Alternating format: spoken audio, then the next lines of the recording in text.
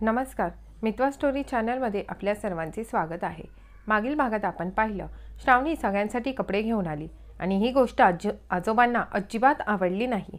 आजोबा ते कपडे पाहून फारच चिडलेत आणि ते सरळ तिकडून उठून निघून गेलेत. आजोबांना मनवण्यासाठी कावेरी, प्रतिभा, शर्मिला, त्याचबरोबर श्रीधरराव, प्रतापराव आणि श्यामराव हे सगळेच त्यांच्या मागोमाग गेलेत. पण आजोबांचा राग त्यांच्या बोलण्याने काही निवळला नाही. तर पाहू आता पुढे. कावेरी यांनी डोर नॉक केला तसं आजीने डोर ओपन केला. कावेरी यांनी डोळ्यांनी इशारा करून आजोबांचा मूड कसा आहे याबाबत आजींना विचारले. आजीनेही नुसती नाहीमध्ये मान हलवली. प्रतापरावांनी कावेरी यांच्या खांद्यावर हात ठेवून पुढे आतमध्ये शिरण्यासाठी इशारा केला. तसं कावेरी यांच्या मागे सगळेच जण रूमच्या आतमध्ये शिरलेत. आजोबा तिथे एका खुर्चीवरती बसलेले होते. घाबरूनच कावेरी यांनी बोलायला सुरुवात केली. बाबा, प्लीज तुम्ही श्रावणीचं बोलणं इतकं मनाला लावून घेऊ नका. नादान आहे हो ती. ती जे काही बोलली ते अगदी तिच्या भोळ्या भाबळ्या मनाने बोलली. तिला तुम्हाला दुखवण्याचा अजिबात हेतू नव्हता. मला ठाऊक आहे तुमचं मन फार दुखलेलं आहे. माझ्या पोरीच्या वतीने मी तुमची माफी मागते. प्लीज तुम्ही असा राग धरू नका. माफ करावं पोरीला. बोलता बोलता कावेरी यांचं मन अगदी फार भरून आलं होतं. बाबा, श्रावणीच्या चुकीसाठी आम्ही दोघेही तुमची अगदी मनापासून माफी मागतोय. तिला माफ करा प्लीज, प्रतापराव म्हणालेत. आम्हाला याबाबत कोणतीच कल्पना नव्हती, नाहीतर आम्ही असं तिला वागू दिलंच नसतं. पोरांनी हा सगळा कार्यक्रम खरं तर आपल्यासाठीच आयोजित केला आहे. ते मुद्दामच तुमचं मन दुखवण्यासाठी असं वागणार नाहीत. आपली पोरं फार समजूतदार आहेत तशी. त्यांनी त्यांच्या वयाच्या हिशोबाने हा असा काही विचार केला असावा. या गोष्टीचा गांभीर्य कदाचित तितकं त्यांच्या लक्षात आलं नसावं, म्हणूनच त्यांनी हे पाऊल उचललं. नाहीतर त्यांना जर काही अशी कल्पना असती तर ते असे कधीच वागले नसते. प्रतापराव बोलत होते तर आजोबांनी एक नजरसुद्धा वर करून पाहिलं नाही. ते जमिनीकडेच एकटक लावूनच पाहत होते. ते कोणाशीही एक शब्दही बोलले नाहीत. बाबा, माफ करा श्रावणीला. यापुढे ती असं वागणार नाही. तुमचं मन दुखावल्यामुळे तिलाही फार वाईट वाटते. तीही केव्हापासून सतत रडत बसली आहे बिचारी, श्रीधरराव म्हणालेत. श्रीधरराव असे बोलतच होते की तेवढ्यातच बाबांनी हात पुढे करून बस असा इशारा केला. याचा अर्थ त्यांना पुढे काही ऐकून घ्यायचे नव्हते. तसे सगळे अगदी शांत होऊन तसेच उभे राहिले. सर्वांना कळून चुकलं, आजोबा आता कोणाचंही काही ऐकून घेण्याच्या मनस्थितीत नाहीयेत. आजींनी डोळ्यांनी इशारा करून मी बोलते त्यांच्याशी असे सर्वांना सांगितले. तसे सगळेजण आजी आजोबांच्या रूममधून बाहेर निघायला लागलेत. नंतर श्रावणी, निखिल हे सगळेच जण जिकडे बसले होते तिकडे येऊन थांबलेत. आई, काकी आजोबांना भेटून आलेत हे पाहून श्रावणी लगेच जागीवरून उभी राहिली. आई, आजोबा काही बोललेत का? त्यांचा राग झाला का ग कमी? श्रावणीने विचारलं. कावेरी यांनी पुन्हा रागाने श्रावणीकडे पाहिलं आणि नाहीमध्ये मान हलवली. त्यांचा श्रावणीवरचा राग वाढतच होता. तितक्यात श्यामराव श्रावणीच्या जवळ आलेत. त्यांनी तिच्या डोक्यावरून प्रेमाने हात फिरवून तिला धीर दिला. श्रावणी, बाळ, होईल ग सगळं ठीक. बाबांचा राग होईलच थोड्या वेळात शांत. तू नको इतकी चिंता करूस. तू फार रडलेली दिसतेस. तुझे डोळे बघ कसे लाल आणि सुजल्यासारखे झालेत. उगाच विचार करत आता पुन्हा रडत बसू नकोस. आम्ही आहोतच. आम्ही मनवून घेऊ बाबांना. श्यामराव तितक्याच मायेने श्रावणीच्या डोक्यावरून हात फिरवत होते. प्रतापरावांना तर श्रावणीला काय बोलावं तेच कळेना. तिला ओरडावं की तिला धीर द्यावा. त्यांनी तिच्याशी न बोललेलंच बरं असा विचार करून तिकडून निघून गेलेत. त्यांच्या मागोमाग कावेरी ह्या पण निघाल्यात. त्यानंतर एक एक जण करत तिकडून निघायला लागलेत. श्रावणीच्या डोळ्यातून पुन्हा अश्रूच्या धारा वाहू लागल्यात. चेहरा तर पूर्ण रडून रडूनच लाल झालेला होता. श्रावणी, ही वेळ रडत बसण्याची नाही आहे ग, तर आपल्याला आजोबांना खुश कसं करता येईल याचा विचार करायला हवा. निखिलने ठरवलेल्या प्लॅननुसार आता आपलं मिशन सुरू करायचं आहे आपल्याला. तू जर असं रडवेला चेहरा घेऊन आजोबांसमोर जाणार तर त्यांना कसं खुश करशील? निखिल, तोपर्यंत तू जाऊन आजोबांना भेटून ये आणि त्यांचा राग कशाप्रकारे कमी करता येईल ते बघ, साहिल म्हणाला. ठीक आहे, चालेल, सगळ्यात आधी मीच जातो आजोबांना भेटायला. निखिल आजोबांच्या रूमकडे आला. त्याने डोअर नॉक केला आणि भिंतीच्या आडून तिकडेच लपून उभा राहिला. आजीने डोअर ओपन केला तर समोर कोणीच नव्हतं. तसं त्यांनी डोअर बंद केला. काय झालं, कोण आलंय? आतून आजोबांनी विचारलं. अहो काय माहीत, कोणी दिसलं नाही समोरून, आजी म्हणाल्या. पुन्हा लगेच काही क्षणातच डोअरबेल वाजली. आजीने पुन्हा डोअर ओपन केलं. अहो पाहिलंत का, कोणीच तर नाहीये, मग डोअरबेल सारखं सारखं कोण वाजवतंय? आजी थोड्या वैतागून म्हणाल्या. तर आजोबा उठून बाहेर डोअरकडे आलेत. त्यांची नजर खालती लिहिलेल्या फुलांच्या पाकळ्यांपासून सॉरी या शब्दावर गेली. तसं भिंतीच्या आडून उभा राहिलेला निखिल त्यांच्यासमोर येऊन कान पकडून उभा राहिला. आजोबा, सॉरी ना, प्लीज माफ करा हो आम्हाला, निखिल म्हणाला. त्याने छान फुलांच्या पाकळ्यांपासून सॉरी हे लिहिलेलं होतं. आजोबा एक नजर त्या फुलांच्या पाकळ्यांकडेच पाहत होते आणि निखिलला काही न बोलताच आतमध्ये निघून आलेत. तर निखिलही तिकडे तोंड पाडून निघून आला. तो श्रावणी, साहिल, मृणाल, रागिनी जिकडे बसले होते तिकडे त्यांच्या जवळ आला. तो आला तसं पाहून सर्वांनी एक्साइटेड होऊन त्याला विचारू लागलेत. निखिल, काय बोललेत रे आजोबा? आजोबांचा राग झाला का रे शांत? ते बोललेत की नाही काही तुझ्यासोबत? निखिलने नुसतं नाही मध्ये मान डोलवली. ठीक आहे मग दादा, तुला आजोबा काही नाही बोललेत तर मी आणि मुग्धा दिदी जातो, रागिनी म्हणाली. रागिनीने छान गार्डनमधले फुलं तोडून त्याचा सुंदर असा बुके तयार केला होता. तर मुग्धाने एका पेपरवरती लिपस्टिकच्या साह्याने सॉरी लिहिलेले होते. तिनेही छान सुंदर असं ग्रीटिंग तयार केलं आणि त्यावरती स्माईलचा इमोजी काढला होता. त्या दोघीही आजोबांच्या रूमकडे आल्यात. त्यांनी डोअरबेल वाजवली. आजीने डोअर उघडला तर समोर रागिनी आणि मुग्धाने सॉरीचं ग्रीटिंग आणि फुलांचा बुके घेऊन चेहऱ्यासमोरच अशा उभ्या होत्या. आजींनी आजोबांना आवाज दिला. रागिनीने फुलांचा बुके आजोबांच्या हातात दिला तर मुग्धाने सॉरीचा पेपर दोन्ही हातांनी समोर पकडून आजोबांकडे दिला. आजोबांनी दोघांच्याही हातातून त्या वस्तू घेतल्यात आणि आजीकडे दिल्यात आणि आजोबा पुन्हा आतमध्ये निघून गेले. आजी, बघ ना ग, काय झालं? आजोबा तर अजूनही बोलत नाही, अजूनही त्यांचा राग जात नाहीये. तू तरी समजावून सांग ना आजोबांना आता आमच्यावरचा राग सोडून द्यायला. त्या दोघीही फार कळवळूनच बोलत होत्या. बाळांनो, मी काही नाही करू शकत यामध्ये. तुम्हा सर्व पोरांमध्ये त्यांचा एवढा जीव असून जर ते तुमचं ऐकत नाहीये तर ते माझं काय ऐकतील? तरी मी तुमच्यासाठी प्रयत्न नक्कीच करून बघेल, आजी म्हणाल्या. ठीक आहे आजी, पण तू आजोबांशी नक्की बोल आणि मनव ग तू काहीही करून त्यांना, असे बोलून रागिनी आणि मुग्धा दोघीही नाराज मनानेच तिकडून निघाल्यात. रागिनी आणि मुग्धा या दोघीही येत आहे हे पाहून लगेच मृणालने विचारलं. रागिनी, काही बोललेत का ग आजोबा? तिने नाही वहिनी, आजोबा काहीही बोलले नाहीत. आम्ही आजीला पण सांगितलं की आजोबांशी बोलायला. पाहू आता काय होतंय तर. ठीक आहे, तर आता आम्ही दोघं जाऊन येतो. तसे मृणाल आणि साहिल दोघेही आजोबांच्या रूमकडे जायला निघतात. यावेळेस आजीने डोअर ओपनच ठेवलेला होता. साहिल, मला फार भीती वाटते हो आतमध्ये जायला, मृणाल म्हणाली. मनू, तू घाबरू नकोस, मी आहे ना सोबत तुझ्या. चल.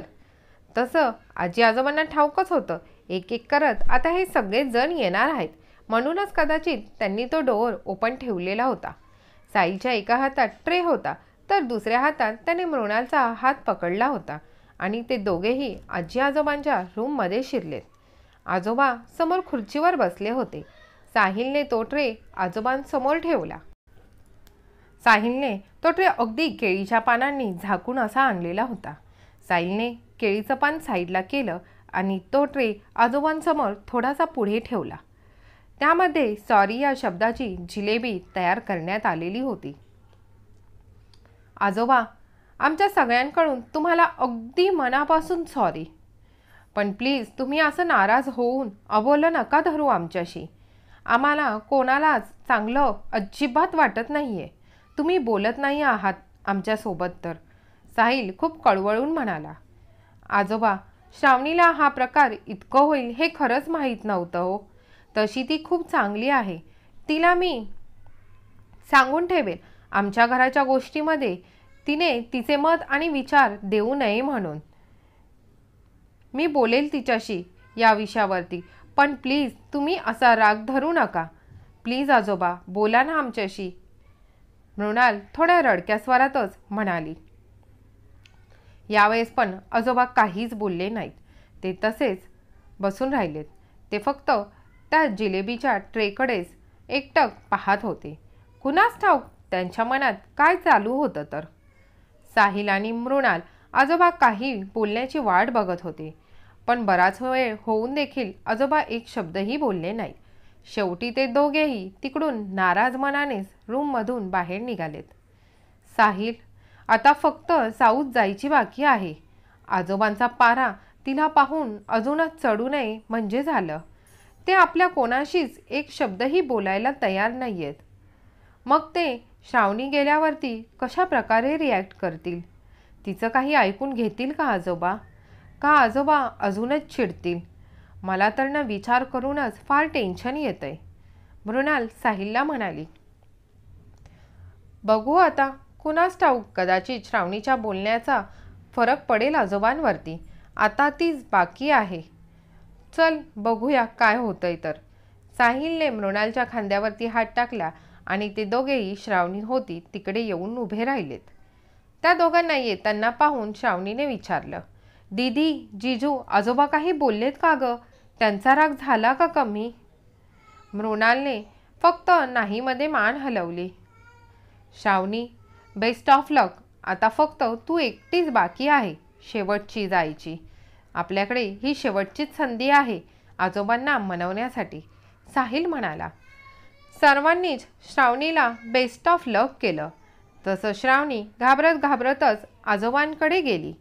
या वेळेसही आजीने डोर ओपनच ठेवला होता. श्रावणी अगदी घाबरलेली होती. तिच्या हृदयाची धडधड खूपच जोरजोरात होत होती. ती तशीच रूमच्या आतमध्ये शिरली. आजोबांनी एक नजर श्रावणीकडे पाहिलं आणि पुन्हा आपली नजर दुसरीकडेच फिरवली. श्रावणीचं लक्ष टेबलवरती ठेवलेल्या त्या सर्व वस्तूंकडे गेलो. एकाकडे रागिनीने दिलेला फुलांचा बुके होता, तर दुसरीकडे मुग्धाने सॉरीचं तयार केलेलं ग्रीटिंग होतं. तसंच साहिल आणि मृणाल यांनी केलेली सॉरीची जिलेबी. हे सगळं तसंच तिथे समोर टेबलवरती होतं. श्रावणीला काय बोलावं ते कळतच नव्हतं. ती फारच घाबरून गेली होती. तिने 2 मिनिटं डोळे बंद केलेत. एक मोठा श्वास घेतला. श्रावणीने आपले दोन्ही कान पकडलेत आणि गुडघ्यांवर बसली. आजोबा, प्लीज मला माफ करा. सॉरी, खरंच मनापासून खूप खूप सॉरी तुम्हाला. मी तुम्हाला हर्ट केलं म्हणून माझा राग तुम्ही सगळ्यांवर नका काढू. चूक फक्त माझ्या एकटीची आहे. मी कोणाचं ऐकलं नाही. सगळे मला नाहीच म्हणत होते, पण तरी पण माझाच अट्टाहास होता. माझा राग तुम्ही इतरांवर नका काढू. प्लीज तुम्ही रूममधून बाहेर या. पाहिजे तर मी तुमच्या नजरेसमोरही येणार नाही. मी माझ्या रूममध्ये जाते. माझ्यामुळे आजची पिकनिक खराब झाली. सगळे सकाळपासून इतके आनंदात होते आणि माझ्यामुळे मी सगळ्यांना नाराज केलं. तुम्ही आता नाराज आहात म्हणून कोणीही खुश नाही आहे. सगळ्यांचे चेहरे फार उदास झालेले आहेत. मला हा दिवस अविस्मरणीय असा सेलिब्रेट करायचा होता, पण तो अशा प्रकारे नाही.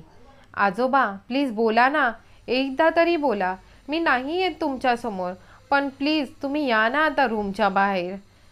श्रावणी बोलत जायची आणि रडत जायची. तिच्या डोळ्यातून सतत अश्रू वाहत होते. तिचे डोळे लाल झाले होते, तर चेहराही रडून रडून पूर्ण लाल झाला होता.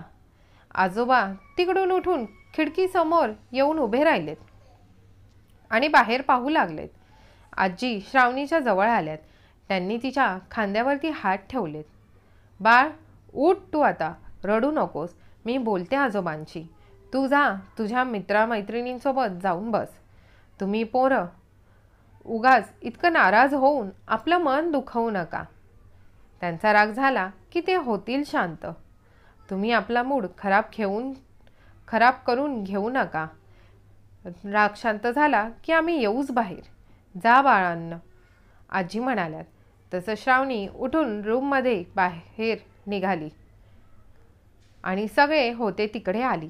श्रावणी येताच सगळेजण तिला विचारू लागलेत, आजोबा काही बोललेत का? आजोबांचा राग झाला का ग शांत? तिने रडतच नाहीमध्ये मान हलवली. सगळे पुन्हा तसे एकदम शांतपणे उभे राहिलेत. दादा आता काय करायचं? रागिनीने विचारलं. मला देखील आता काहीच सुचत नाहीये. मला वाटलं आजोबा तयार होतील आपल्या एकेकाच्या प्रयत्नांनंतर तरी, पण आजोबा तयार झाले नाही याचा अर्थ त्यांना खूपच राग आलेला आहे. मला वाटतं थोडा वेळ जाऊ देऊ, मग बघू आपण पुन्हा काय करायचे तर. सगळे शांतपणे तसेच बसून राहिले. प्रत्येकाच्याच डोक्यात काही ना काही विचार चालू होता, पण कोणीच काही बोलत नव्हतं. बराच वेळ असाच निघून गेला. काही वेळानंतर जोरजोरात म्युझिकचा आवाज यायला लागला. सगळेजण एकमेकांच्या चेहऱ्याकडे पाहू लागले, पण कोणी काहीच बोललं नाही. पण आवाज तरी सतत ऐकूच येत होता, तेही अगदी मोठ्याने. दादा, हा म्युझिकचा आवाज इथूनच कुठून जवळपास आहे तिथूनच येतोय. आपण जाऊन पाहूया का? रागिनी म्हणाली. जाऊ दे रागिनी, असेल कोणीतरी म्युझिक लावलेलं. माझा तर अजिबात मूड नाहीये. तुला जायचं असेल तर तू जाऊन बघ, निखिल म्हणाला. जाऊ दे मग, मी पण नाही जात. रागिनी असे म्हणून तशीच बसून राहिली. बराच वेळ झाला तरीही म्युझिकचा आवाज तितक्या जोरातच येत होता. शेवटी रागिनीला राहावलं नाही. मुग्धा दीदी, तू येतेस का ग माझ्यासोबत? आपण तरी जाऊन बघूया इतका आवाज कुठून येतोय. प्लीज चल ना. यांचे चेहरे बघून तर हे कोणी येणार असं वाटत नाहीये मला. रागिनी मुग्धाला खूप फोर्स करू लागली. तशी मुग्धा तयार झाली. ठीक आहे, चल मी येते तुझ्यासोबत. त्या दोघीही म्युझिकच्या दिशेने तिकडे चालू लागल्यात. त्या लांबूनच नजर देत पाहत होत्या, तर कोणीतरी तिथे डान्स करताना दिसत होतं. त्यांची मजा मस्ती चालू होती. ते पाहण्यासाठी त्या दोघी अजूनच पुढे गेल्यात. तर समोरचं दृश्य पाहून त्या एकदमच शॉक झाल्यात.